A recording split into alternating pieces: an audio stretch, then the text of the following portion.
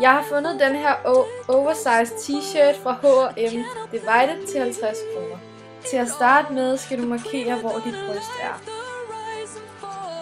Det næste jeg gør er at folde den på midten mellem de to streger, jeg har markeret mit bryst med. Jeg sætter så nåle i for at holde det på plads, så det ikke falder ud. Så klipper jeg en masse små strimler fra bunden af det foldede af t-shirten og op til det markerede sted. Og det gør jeg hele vejen hen. Her ser I så resultatet, når jeg har foldet t-shirten ud. Når du har dine strimler, så det første du gør, det er at tage de to forreste og sno dem om hinanden en enkelt gang.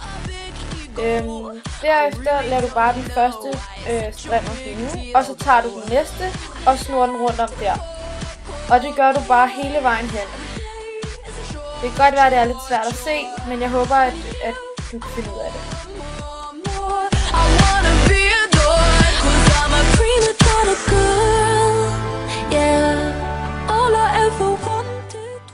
Når du så når til den sidste strimmel, syr du den fast til t-shirten. Så markerer du med en blyant, hvor du vil have blusen skal gå til. Og så klipper du efter den markerede streg hele vejen over. Nu mangler vi bare at fjerne ærmerne. Det gør du ved at markere trøjen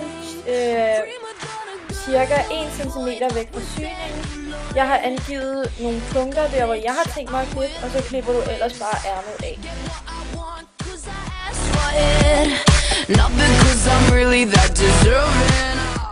Og her er så resultatet.